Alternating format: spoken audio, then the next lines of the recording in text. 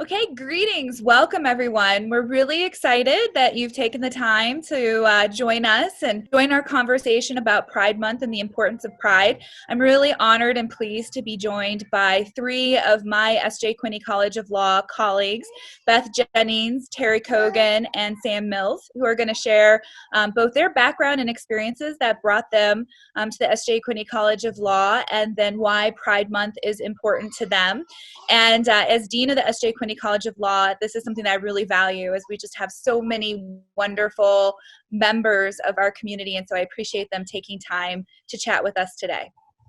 So why don't we start off in alphabetical order and start with Beth Jennings, who is perhaps of the three of us our newest member here on today's video recording. And Beth, maybe you could tell us a little bit about yourself, where you came from, how you got to the Quinney College of Law, and what you do at the Quinney College of Law. Sure. So I was actually born in Salt Lake, and my dad is an alum of Quinney. And after he graduated, he joined the Army, and he was a JAG officer. So we moved around a lot when I was a kid, and then ultimately ended up going to undergrad at the University of Nevada, Reno.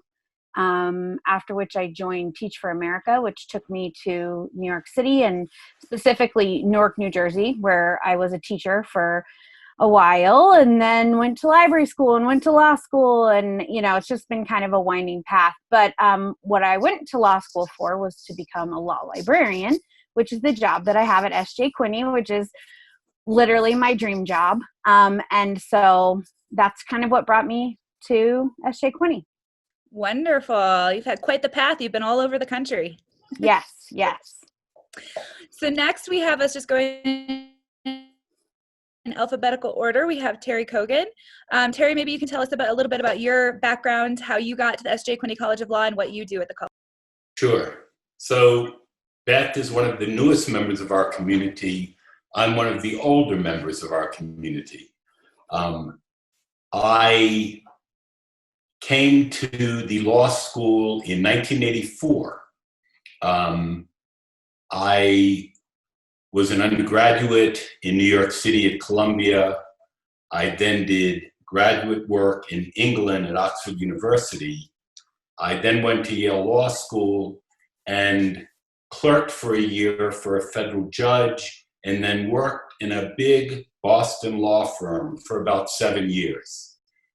Throughout that time, I always had the teaching itch and had a sense that at some point I would try it. So the proper moment arrived, and I was offered the job at the College of Law, and as I mentioned, came in 1984. And I have taught a large range of courses since then, which I will not go through, but I will be teaching first-year civil procedure and first-year contracts during this coming year, and this will be my last year teaching at the College of Law. So this is sort of the end of this lengthy experience, but all in all, it's been a wonderful experience. And I know I speak for everyone when I say that we're really going to miss you, but we're glad that we have you for one more semester. So last but certainly not least, we have Sam Mills with us. So Sam, maybe you can tell us a little bit about your background, what brought you to the Quinney College of Law, and what you do.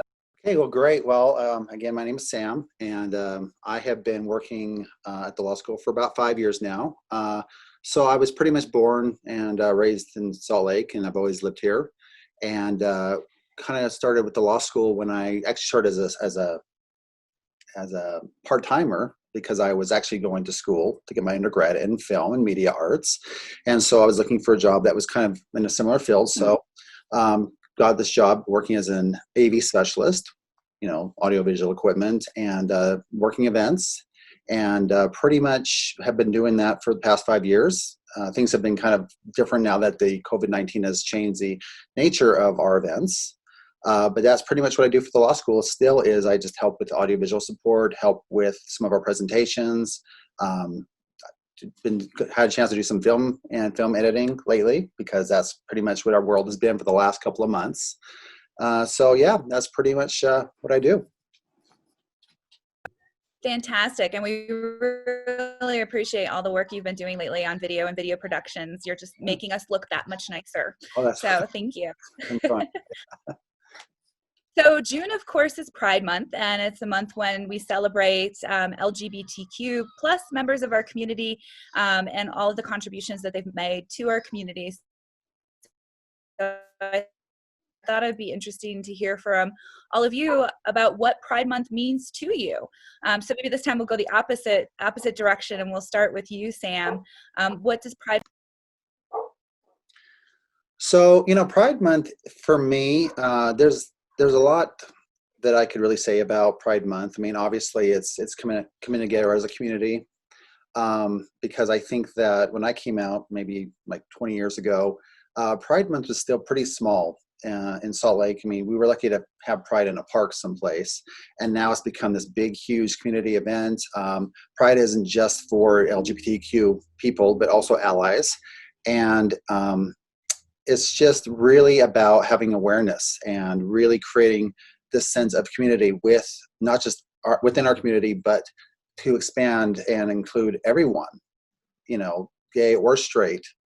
Also, for me personally, Pride, the very first Pride I went to is where I met my now husband. We've been together for 20 years now. And so it kind of has a personal meaning for me as well. So, because every time Pride comes around, I think, hey, this is when you and I met. And so it's, again, just about bringing people together and just celebrating, what we have in common. That's a wonderful story. I love that this is kind of your anniversary. Mm-hmm. Absolutely. And I have to say, that's really fantastic. Thank you for sharing. Terry, what does Pride Month mean to you? So I have been out about 30 years, and I came out after teaching at the law school for a few years. At the time, I was married to a very wonderful woman, and we have 2 children, but I came to grips with the fact that I'm gay. And the first months or maybe year or so after I came out was a rocky time in my life. But what I remember most is how extraordinarily supportive all of my colleagues and the administration and the university were of my coming out. So this would have been in 1991, 1992. And it's as if ever I had a worry that somehow coming out would impact my career, that was put to rest immediately.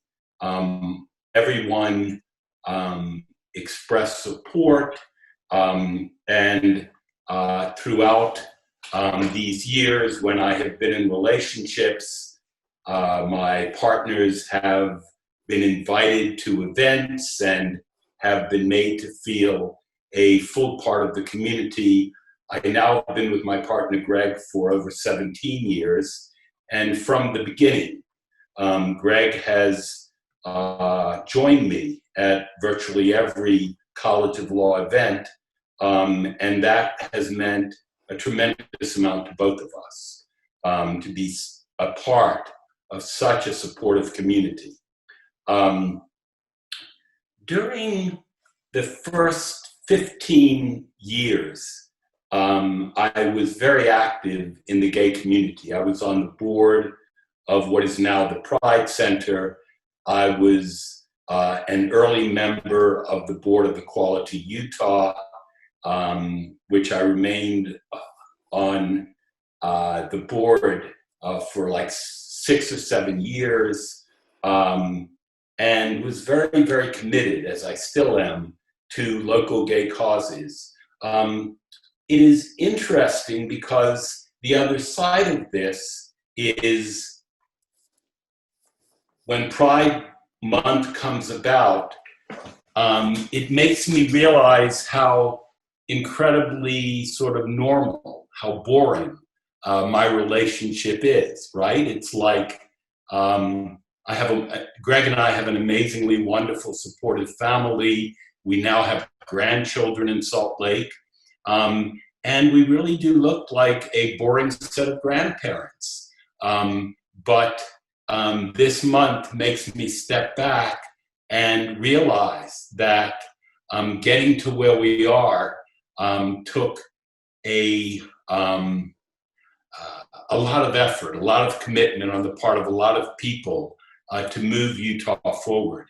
And I mean, I couldn't finish the interview without mentioning the extraordinary accomplishments and contributions of my colleague Cliff Roski, who has been such an important part of the Equality Utah effort, really ever since he got here, and has helped, though he is an ally, has helped our community move forward in a way that I know it would never have moved forward without Cliff's contribution. So I will be forever grateful to Cliff.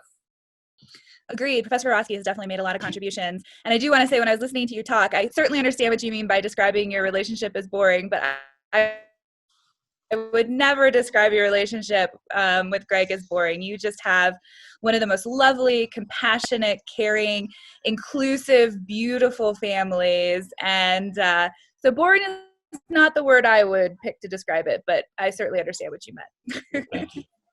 All right, last but not least, we have Beth. Beth, maybe you could tell us a little bit about what Pride Month.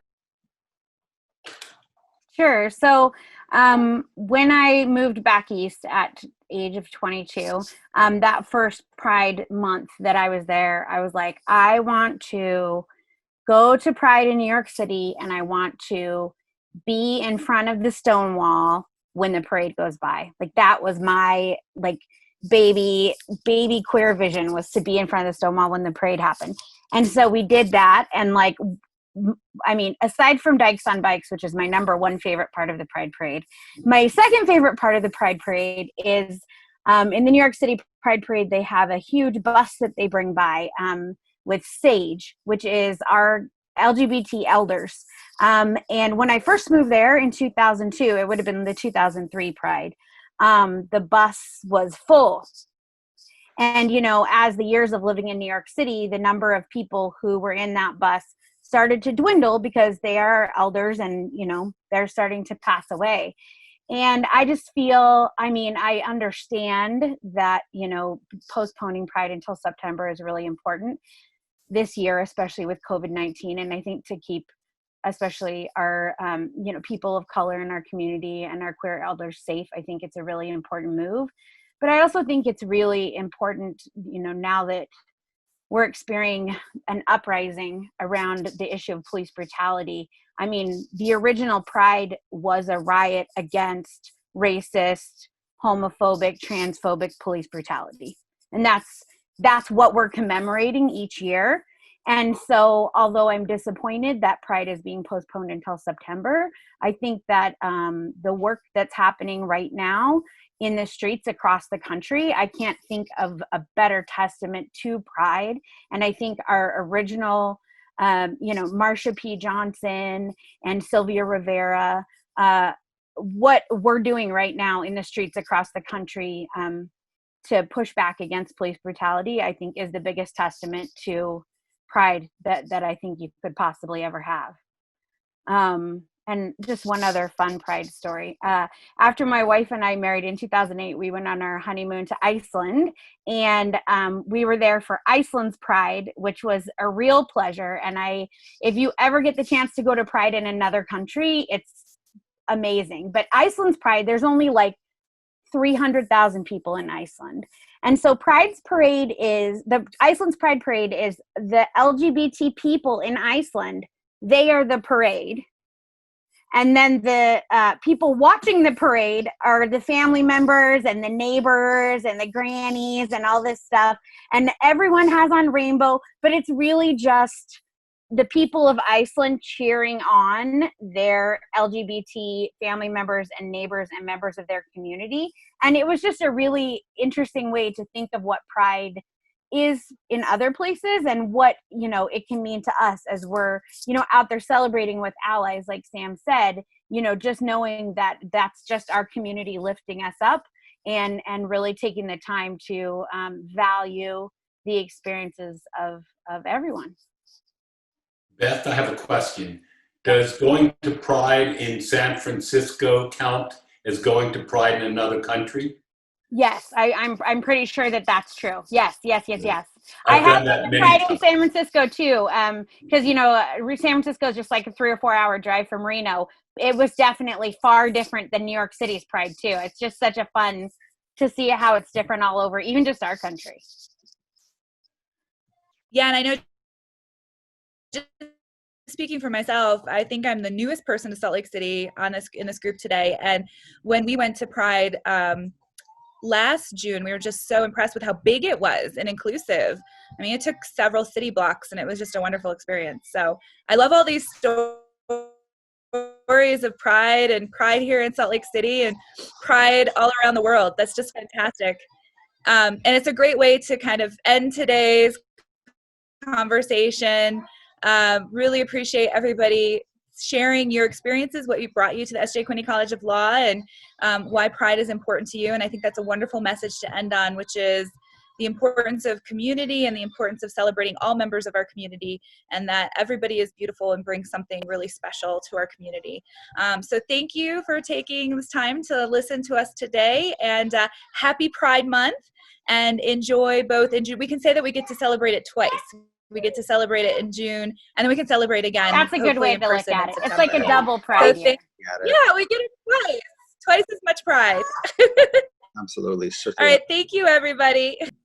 Thank you. Thanks.